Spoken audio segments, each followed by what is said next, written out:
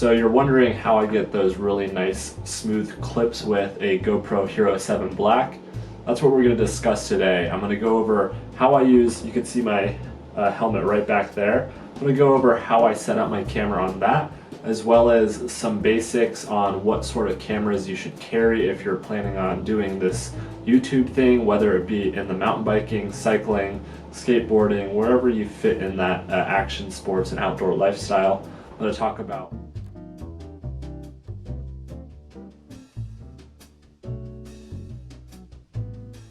Hey, what's up friends? Welcome back to the channel. My name is Larry and this is Your Own Adventure, a primarily mountain bike based channel with other adventures such as surfing, hiking, anything we can do to get outdoors when we can and spread those positive vibes with you guys.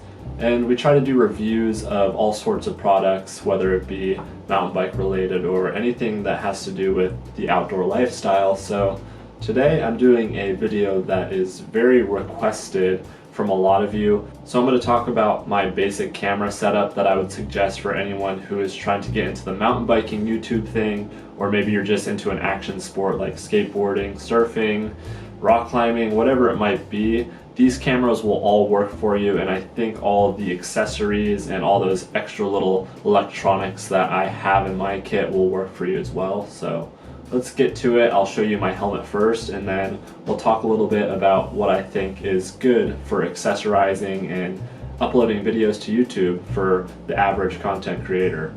Let's get started. I would say that this GoPro Hero 7 Black chin mounted on like a full face helmet produces the best quality videos that I have seen. Now it's really dependent on if you want to wear a full face helmet. If not, you have to use a gimbal. But this is definitely the most requested video or concern people have, is how I have this thing set up. So let's take a closer look and I'll let you know exactly how we set it up. Here we have my chin mount set up. It's just zip tied to the helmet using a GoPro J-hook style mount. All helmets will be different, but on mine, I just drilled a small hole through the mesh vent in the chin and fed 2 zip ties through the hole. On the back of the J-hook mount, I secured the zip ties between the teeth of the spring clip. It's quite a simple setup, and I'm sure you'll find an even better way of doing this with some experimentation of your own. Now that that's out of the way, let's get on to the camera gear, and there's plenty of it. This is my Hero Session 5 attached to a makeshift unicorn mount.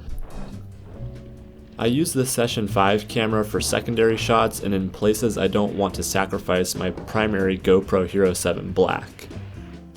Extra batteries are a lifesaver. Even though the Hero 7 Black has very good battery life, capturing an all-day ride is nearly impossible without some backups. I also have a power brick just in case. And here's a bonus tip. Never leave the house without the charging cord for whatever camera you are using. You never know when you need a backup for your backup, and that's pretty much the golden rule when using cameras. Oh yeah, and if you think batteries die quick, don't forget about SD cards. I need at least 2 32GB cards to get me through a 4-hour day at a new trail, so having multiple of these is a really good idea if you're trying to share the entire experience. So that's the majority of the cameras and accessories that I use, but how do I carry them safely? Well, I found this great setup for bringing the essentials on the trail with me. Find a heavy-duty sunglass case like this one and it'll fit a Hero 7 Black or similar camera, an extra battery, SD card holder, and a microfiber cloth perfectly.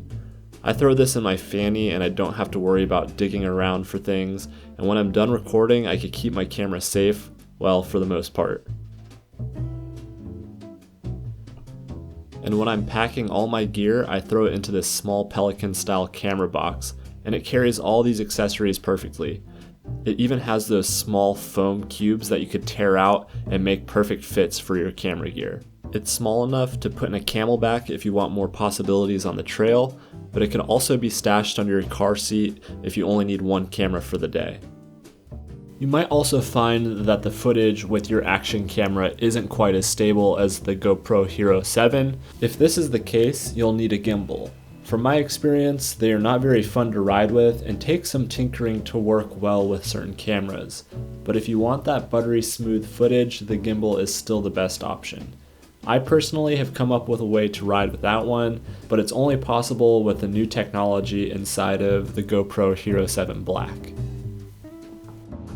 Now that you have a basic understanding of my camera setup and the extras that you should probably use if you're trying to upload some videos to YouTube, let's talk about the trials and tribulations of a content creator or just a film hobbyist, a videographer who wants to post onto YouTube.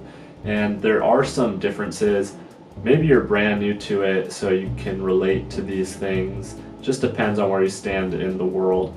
But if you are a beginner to filmmaking or just having a camera and uploading it to a online presence or online host, then YouTube is probably going to be the easiest for you because you could just shoot a raw file and upload it right away. But there are some things that you have to keep up with that are difficult to juggle, really. It's not all fun and games, but I think that the main idea of your channel should all be coming from a place that is fun and something that you're truly interested in. Shouldn't be just because somebody else is making a profit or making big numbers and views on YouTube or wherever, Instagram. Should be because you like what you're doing and it gets you active and enjoying something that you love, and that's going to make sure that your channel or wherever you post these videos it's going to be healthy, because we all find ourselves doing something, whether it be YouTube or just practicing something like an instrument, or maybe you're a basketball player, but if you continue to do it and you burn yourself out, there comes a point where you have to overcome that wall. And I think YouTube is a bad place for having a wall to jump over, especially if you think you're going to post videos and immediately gain like an audience. It's really hard to do. Some people get lucky with it, and even if they get lucky with it and really grow a big audience, sometimes there is ups and downs of those viewings and subscriptions. So it's just a long time, and it shouldn't be about anything other than having fun, in my opinion. If you're trying to do it for gains of popularity or money, then it's probably not the place for you, because let's face it, in 10 years YouTube might not exist, and yeah, we'll have all these memories and whatnot, but your actual attitude and what you're doing in that moment that's stressing you out, or you're trying to win over somebody or get over on somebody, was it really worth it? That's what I want to make sure I never get into that presence, and I try not to. If I don't feel like uploading a video, then I just won't, and that's the end of it, because this is more or less just a hobby for me. And I think that if you stay level-headed with all your videos and consistently upload and try not to get overwhelmed, you'll do really well. So that's my little insight on how I've handled YouTube over the years. I haven't been doing this mountain biking thing for very long, but I have uploaded a lot of videos in the past that, you know, it's very discouraging sometimes, and if you're not doing something that you actually enjoy, then you will get discouraged and you'll just quit. So if you're doing this because you love whatever you're trying to capture and make memories so you can look back in 10 years and see them, then that's the perfect reason why you should start. I hope that little tidbit helped you guys out and made you feel a little bit better or more comfortable with uploading and making videos. And if you have any questions for me or Cami, she's on the other side of the camera, please let us know and we'll try to get back to you however we can. Don't forget to go out there and create your own adventure, spread some positivity, and we'll see you on the next one.